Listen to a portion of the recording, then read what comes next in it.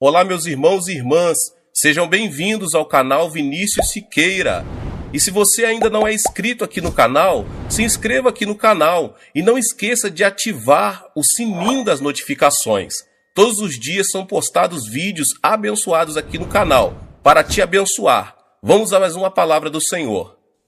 O jejum é uma abstenção voluntária e deliberada de alimentos, com o objetivo de se dedicar à oração. De um modo geral, no jejum, nos abstemos apenas dos alimentos sólidos, mas em algumas ocasiões nos abstemos de água também, por curto período de tempo. No Sermão do Monte, Jesus ensinou aos seus discípulos como o jejum deve ser observado. E nesse ensinamento, ele inclui também instruções sobre a finalidade do jejum. Nunca deveria ser feito para impressionar aos outros. Tudo indica que ele acreditava que os discípulos iriam jejuar, pois disse: quando jejuardes, e não se jejuardes. Ele próprio nos deu o exemplo. Jesus, cheio do Espírito Santo, voltou do Jordão e foi guiado pelo mesmo Espírito no deserto durante 40 dias, sendo tentado pelo diabo.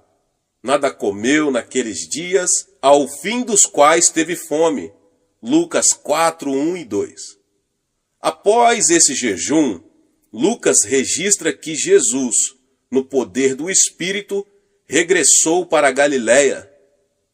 Pelos versículos que eu acabei de citar, podemos deduzir que o fato de uma pessoa ter recebido a plenitude do Espírito Santo não quer dizer que necessariamente ela andará no poder do Espírito. Acredito que o meio pelo qual se obtém poder, principalmente poder em oração, é jejuar e orar. O ministério de Paulo também começou com jejum e oração. Ele testificou para a igreja de Corinto, que comprovava seu ministério por sua disciplina espiritual, nas vigílias, nos jejuns. 2 Coríntios 6, 5. Mas o apóstolo estava acostumado a jejuar e orar. Vigílias significa noites de oração. A igreja primitiva jejuava e orava em cultos públicos com o objetivo de saber a vontade de Deus. Lemos em Atos 13 como o Espírito Santo pôde dar orientações claras à igreja. Havia na igreja de Antioquia profetas e mestres: Barnabé, Simeão, por nome de Níger, Lúcio de Cirene, Manaém, Colasso de Herodes, o tetrarca, e Saulo. E servindo eles ao Senhor e jejuando, disse o Espírito Santo: separai-me agora, Barnabé e Saulo, para a obra a que os tenho chamado. Então, jejuando e orando, os despediram, e aqueles dois apóstolos, Barnabé e Paulo, fundaram novas igrejas, ensinaram aos crentes a mesma prática de jejuar e orar, que haviam aprendido em Antioquia. E tendo anunciado o evangelho naquela cidade e feito muitos discípulos, voltaram para Listra, e Icônio, e Antioquia, fortalecendo a alma dos discípulos, exortando-os a permanecer firmes na fé, e mostrando que através de muitas tribulações nos importa entrar no reino de Deus, e promovendo-lhes em cada igreja a eleição de presbíteros, depois de orar com jejuns, os encomendaram ao Senhor em quem haviam crido. Atos 14, 21 ao 23. Este verso mostra que o jejum e a oração eram elementos vitais para a obtenção de orientação do Espírito Santo, antes de se ordenarem os líderes da igreja. O jejum associado à oração predispunha a igreja primitiva para ter clareza de mente e espírito, a fim de estabelecer seus fundamentos. Mas jejum e oração não apenas favorecem a clareza de mente e espírito, trazendo até nós a voz do Espírito Santo e sua orientação. Eles são importantes também para obtermos vitórias nos campos espiritual e material. Nós vamos ver um exemplo disso no Antigo Testamento. Josafá, rei de Judá, recebeu a informação de que havia um exército inimigo que se agrupava para atacar seu país. Era um exército composto de homens de Moabe e Amon, que se aproximava das fronteiras de Judá. Nós que moramos na Coreia do Sul, sabemos o que é ver um exército entrincheirado junto à nossa fronteira.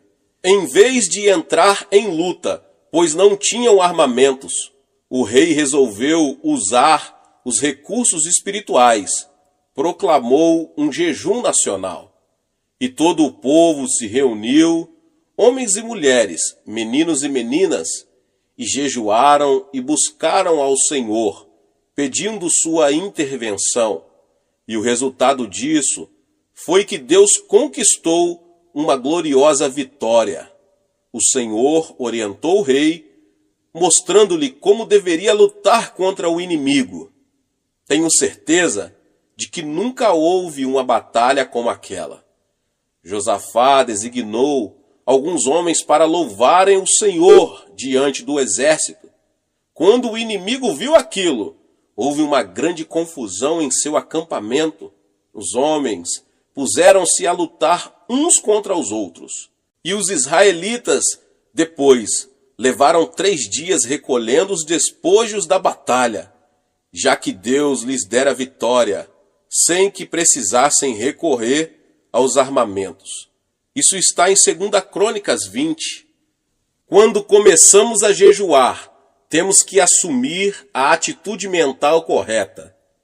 Não podemos ver o jejum como uma autopunição, apesar de que, a princípio, nosso corpo possa reclamar.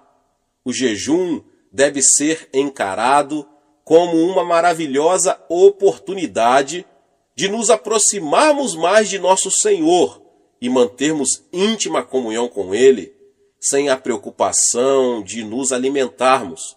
Devemos ver o jejum também como um meio pelo qual nossa oração se torna mais objetiva. Isso fará com que Deus nos ouça e nos abençoe.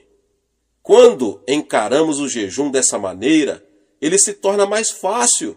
Geralmente, oriento os crentes a começarem com um jejum de 3 dias. Depois que se acostumam a um jejum de 3 dias, eles são capazes de jejuar por um período de 7 dias. Daí, passam para jejuns de 10 dias. Alguns já chegaram a jejuar 40 dias, mas não incentivamos isso com frequência. Através do jejum e oração, o crente se torna mais sensível espiritualmente em relação a Deus e passa a ter mais poder para combater as forças de Satanás. Como é que isso funciona? O desejo pelo alimento é um fator básico em todas as criaturas vivas. É uma das maiores forças motivadoras que atuam em nosso corpo, mesmo antes de nascermos. As criancinhas já nascem com um instinto natural de buscarem o seio materno. Se pudermos associar esse intenso desejo natural a um anseio espiritual de mantermos comunhão com nossa fonte espiritual, o resultado é uma intensidade maior. Esse é o objetivo da oração e jejum. Somando nosso desejo espiritual ao natural, podemos fazer com que a preeminência de nossa oração chegue ao trono de Deus com tanta intensidade que Ele nos ouvirá e atenderá. O anseio espiritual é um fator básico da oração. Agrada-te do Senhor e ele satisfará os desejos do teu coração. Salmos 37:4. Por isso vos digo que tudo quanto em oração pedirdes, crede que recebestes, e será assim convosco. Marcos 11:24. Portanto, quanto mais forte for nosso anseio em relação a um pedido, mais eficiente será a nossa oração. Na minha experiência pessoal, não percebo nenhuma mudança significativa no organismo no primeiro dia de jejum. No segundo, porém, a fome aumenta bastante. No terceiro e quarto dias, o organismo já começa a exigir alimento. E aí começamos a sentir todos os efeitos físicos da abstinência.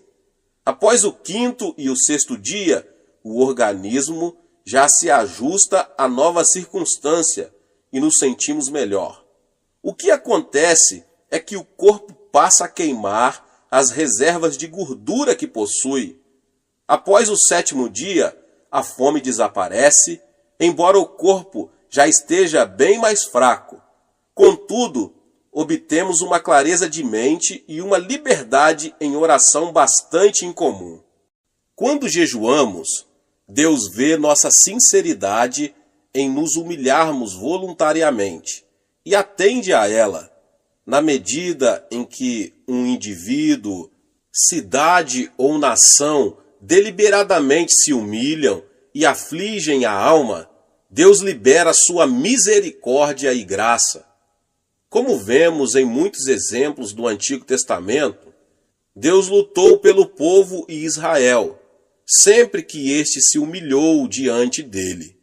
Satanás está sempre querendo nos atingir. Quando sucumbimos frente aos nossos desejos carnais, ele não pode vencer a barreira de proteção que é o sangue de Cristo, mas podemos dar-lhe acesso à nossa pessoa quando pecamos. Paulo diz que Satanás é o príncipe da potestade do ar, ou da atmosfera que circunda a terra. E na epístola de Judas lemos o seguinte: ora, estes da mesma sorte, quais sonhadores alucinados, não só contaminam a carne, como também rejeitam governo e difamam autoridades superiores. Contudo, o arcanjo Miguel, quando contendia com o diabo e disputava a respeito do corpo de Moisés, não se atreveu a proferir juízo infamatório contra ele. Pelo contrário, disse: o Senhor te repreenda. Estes, porém, quanto a tudo o que não entendem, difamam, e quanto a tudo o que compreendem por instinto natural, como brutos sem razão, até nessas coisas se corrompem. Judas capítulo 1, 8 ao 10. Os versos que eu acabei de citar revelam um fato muito significativo sobre nosso adversário, o diabo. Satanás é um príncipe com um poder considerável. E Judas diz também que ele não pode ser tratado levianamente, como alguns crentes costumam fazer. Embora seu poder sobre a propriedade divina tenha sido destruído, ele ainda é um oponente muito perigoso. Jesus afirmou o seguinte: porque aí vem o príncipe do mundo, e ele nada tem em mim. Em outras palavras, Satanás não encontrava em Jesus nenhum ponto de apoio a partir do qual pudesse lançar um ataque contra ele. Nós também devemos viver de tal forma que o príncipe deste mundo não ache em nós terreno favorável que acolha seus ataques. Antes da Segunda Grande Guerra, a Alemanha criou uma rede de agentes leais em diversos países. Hitler sabia que precisaria de aliados leais se quisesse obter sucesso no seu projeto de conquistar o mundo.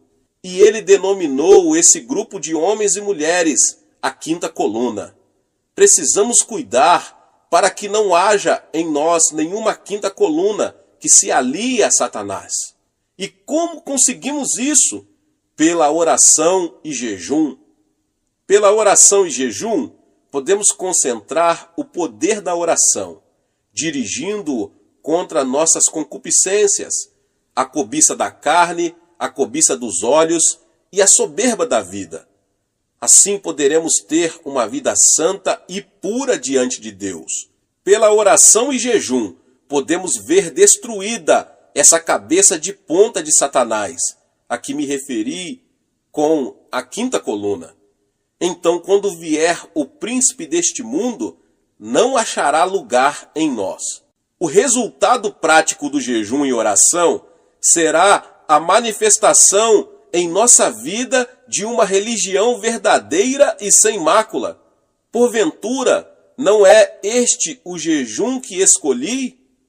Que soltes as ligaduras da impiedade, desfaça as ataduras da servidão, deixes livres os oprimidos e despedaces todo o jugo? Porventura, não é também que repartas o teu pão com o faminto e recolhas em casa os pobres desabrigados, e se vires o nu, o cubras, e não te escondas do teu semelhante? Isaías 58, 6 e 7. O jejum pode romper as ligaduras da impiedade, libertar os oprimidos e produzir completa e total libertação. Temos aí a ordem de despedaçar todo jugo. Quando vemos outros sob pesado jugo, ou nós mesmos nos sentimos subjugados, podemos desfazer o jugo com jejuns e orações, quer sejam problemas de saúde, de relacionamento na família ou nos negócios, eles podem ser removidos. Como eu já ensinei, já preguei, o Monte da Oração é um local dedicado ao jejum e à oração. Não tem por objetivo sanar os problemas apenas dos que ali se encontram. Ali intercedemos também por milhares de pessoas que escrevem para nossos escritórios em Nova York. Depois que os pedidos de oração que nos chegam diariamente saem da minha mesa e são apresentados para oração em nossa igreja, são enviados ao Monte da Oração. Cada intercessor recebe um pedido que a essa altura já foi trazido para o coreano. E essa pessoa ora e jejua até sentir em seu coração o testemunho do Senhor de que ele já ouviu e a resposta já está sendo enviada. Jejuando, nossos intercessores se tornam sensivelmente mais conscientes da importância do pedido. Assim, eles podem visualizar o problema pelo qual oram, bem como a resposta. Recebemos muitos testemunhos a respeito de orações atendidas, e são tantos que eu falaria por muito tempo, por muitas horas, vários e vários testemunhos. O fato é que já aprendemos que Deus atende às petições acompanhadas de jejum. De todas as partes do mundo chegam pessoas para jejuar e orar aqui no Monte da Oração, em busca de um milagre, aqui em minha igreja na Coreia.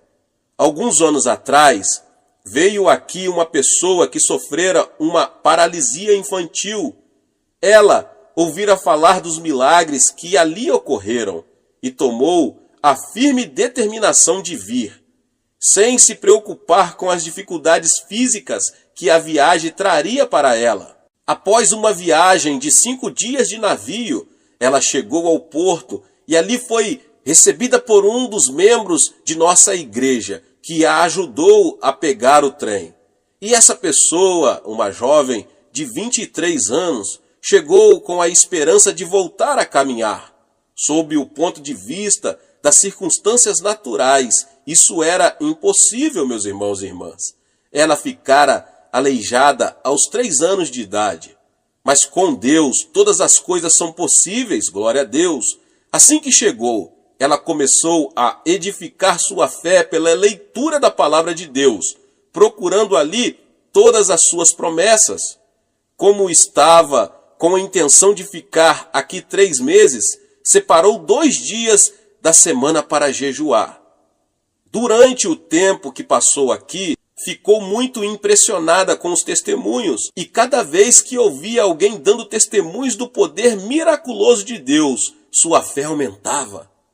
Passou-se um mês e não havia o menor sinal de cura. Suas pernas ainda estavam deformadas pela paralisia, com que já estava tão acostumada a conviver. No segundo mês, ela se sentiu renovada no espírito e na alma, mas o corpo ainda não havia sofrido nenhuma transformação. Mas durante o terceiro mês, começou a ocorrer um fato estranho. Ela começou, depois de muitos anos sem nenhuma sensação, a tê-la nas pernas. Na esperança de ver ali o milagre, ela gritou: "Ajudem-me a levantar-me! Por favor, alguém me ajude a me pôr de pé. Sinto que já estou curada." Vendo suas lágrimas e percebendo como estava emocionada, alguns membros de nossa igreja alegremente vieram segurá-la pelos braços e a colocaram de pé. Contudo, ela ainda estava sem força nas pernas para firmar, embora já tivesse o sangue circulando por suas artérias e veias. Sem revelar o menor sinal de desapontamento, ela se sentou novamente e continuou a orar. Sabia que seria necessário um milagre de criação para que suas pernas atrofiadas pudessem voltar a funcionar. Então, pacientemente, ela se pôs a esperar e continuou a jejuar e a orar. Encerraram-se os 3 meses e ela foi embora ainda numa cadeira de rodas. Mas algo acontecera em seu coração. Ela sabia que estava curada. Passaram vários meses e um dia recebi uma belíssima carta dela. Dr. Cho, escreveu ela, agora já posso caminhar. Ainda estou mancando um pouquinho, mas consigo andar. Acredito que até isso irá desaparecer em breve, afirmava ela com uma fé firme. Esse é apenas um dos muitos milagres que aconteceram no Monte da Oração. Mas isso quer dizer que todas as pessoas que orarem e jejuarem no Monte da Oração ficarão curadas? Evidentemente, a cura não é tão simples assim. Algumas pessoas são curadas imediatamente, enquanto outras levam algum tempo para isso. Mas já descobri que quando uma pessoa tem grande dificuldade para ser curada, muitas vezes está abrigando rancor no coração. Porque se perdoardes aos homens as suas ofensas, também vosso Pai Celeste vos perdoará. Se, porém, não perdoardes aos homens as suas ofensas, tampouco vosso Pai vos perdoará as vossas ofensas. Mateus 6, 14 e 15. Muitas pessoas têm sido prejudicadas por familiares, sócios ou amigos e buscam justiça, como acreditam que a justiça deve ser buscada. E se não for feita justiça dentro dessas circunstâncias, elas se tornam amarguradas e cheias de ódio. Muitos desses indivíduos podem ter sintomas físicos que podem ser diretamente relacionados com essa atitude de rancor.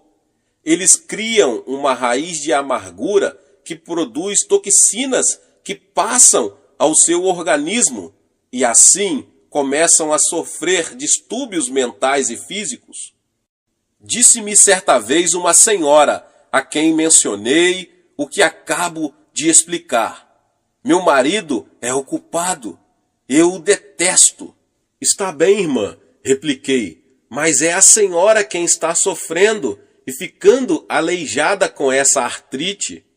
Quando somos prejudicados de uma forma ou de outra, temos que perdoar. Mesmo que nosso ofensor não nos peça perdão, precisamos perdoar-lhe.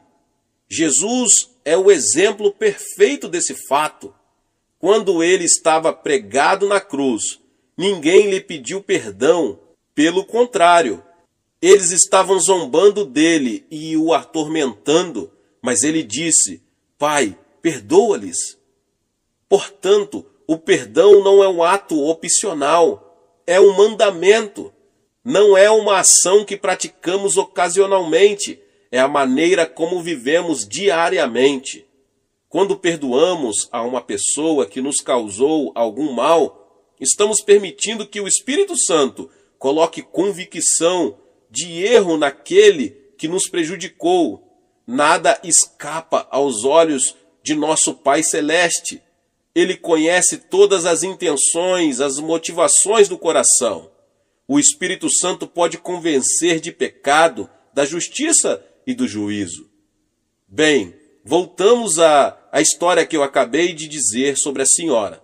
Aquela senhora que estava em meu gabinete era casada havia vários anos. O marido a abandonara e vivia com outra mulher.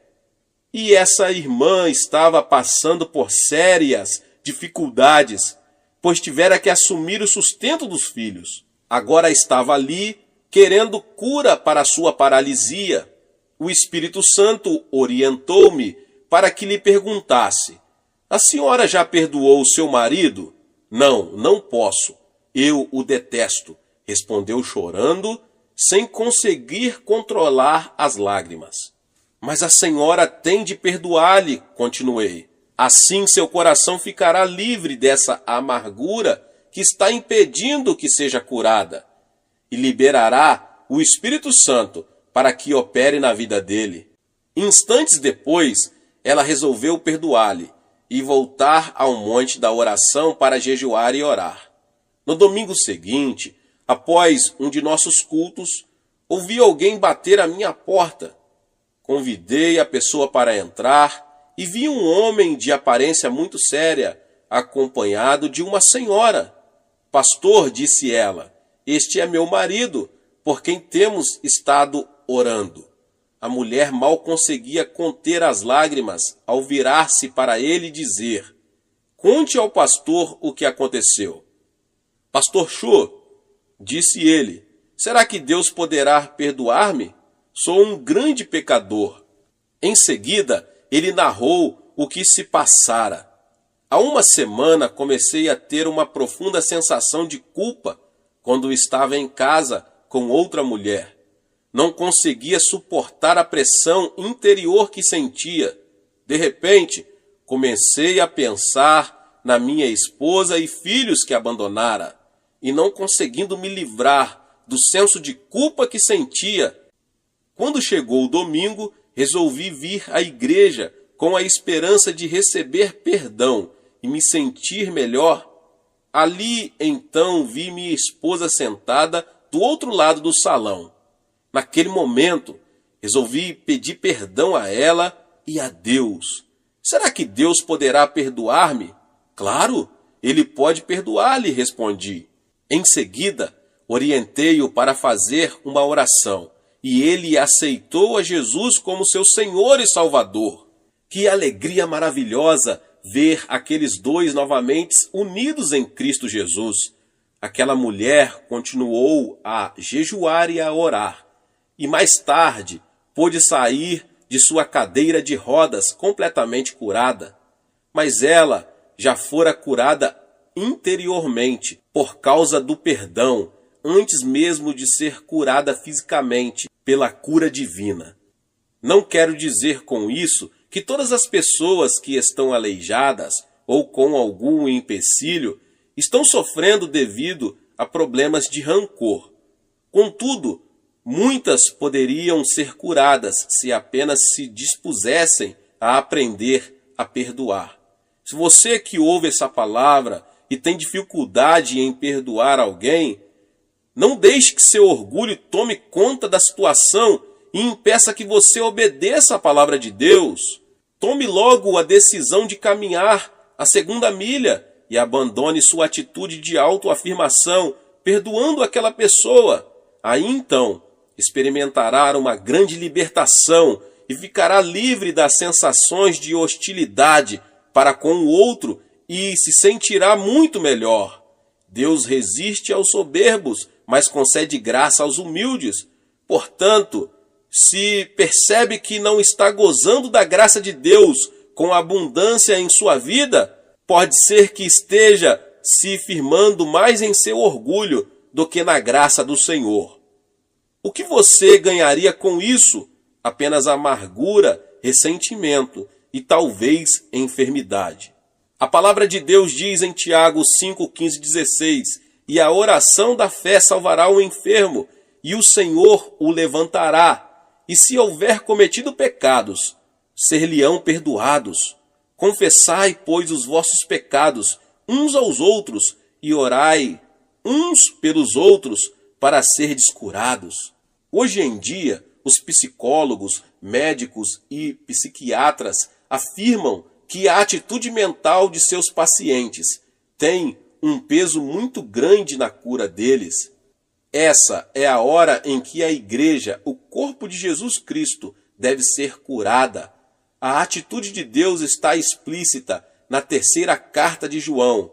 Amado, acima de tudo faço votos por sua prosperidade e saúde, assim como é próspera a sua alma. O segredo para obter prosperidade espiritual e material está relacionado com a prosperidade da alma, obtida pelo perdão. Assim vemos que o jejum e a oração, somados a um espírito de perdão, resultarão em melhores condições de saúde para a igreja. Desse modo, esse veículo que Deus escolheu para trazer o avivamento ao mundo se tornará um instrumento útil e saudável nas mãos do Espírito Santo. Neste final do século XX, nós nos encontramos diante de um grande desafio e também de uma grande oportunidade. O de que precisamos é pessoas mais consagradas, mais dispostas a perdoar, sacrificar-se, a obedecer a Deus e a comprometer-se profundamente com Deus. Já me coloquei à disposição do Espírito Santo para fazer o que estiver ao meu alcance, no sentido de ser um instrumento para vermos um avivamento e o crescimento da igreja na terra. Você quer se colocar ao meu lado e assumir essa posição em Cristo Jesus? Glória a Deus! Aleluia! Você será tremendamente abençoado, e todos os que tiverem ao seu redor, sua cidade, sua igreja, sua família, serão também tremendamente abençoados pela sua decisão de buscar o Senhor. Aleluia. Deus abençoe sua vida. Glória a Deus. Se você chegou aqui pela primeira vez e ainda não é inscrito no canal, se inscreva no canal, ative o sininho das notificações para você não perder todos os vídeos que são postados aqui no canal. Deixe também o seu like e não esqueça de compartilhar com mais pessoas esta palavra. Nos vemos nos próximos vídeos. Amém!